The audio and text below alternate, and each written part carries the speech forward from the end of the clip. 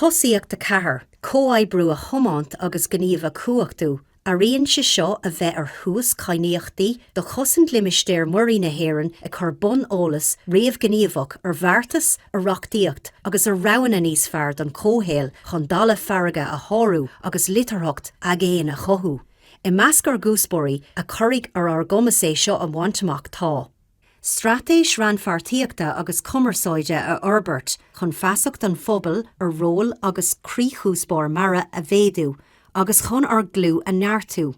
Oibriú go raibh gníomhach le rialtóirí eile chun comhoibriú a dheasú a thuairthaigh aig ar bhearnaí.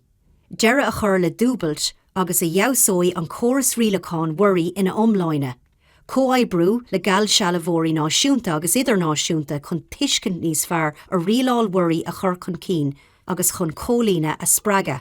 Tógáil ar hanolalas na hÉireanála atá ann hena féin agus taide a chomiisianú a bhéadaín arnolalas ar an réimse Mhuirí a rialáil agus litarthacht agéin. Ólas agus sanolalas Áiríonn a úsáid le hólas a thuairt ar rialáil agus ferbert beartais a bhhainann leis an réimse Mhuirí. Mar thora ar sin, is ceannar amachnamh aitheanta í mara sa réimse Mhuirí a mítar ag bra ar ionaise a orbert bheartas agus reachtaíocht Mhuirí agus a bhfuil a léargás mar fróir de aitheant ferbertaí sa todhchaí sa réimse Mhuirí ó na dastaí an rialáil.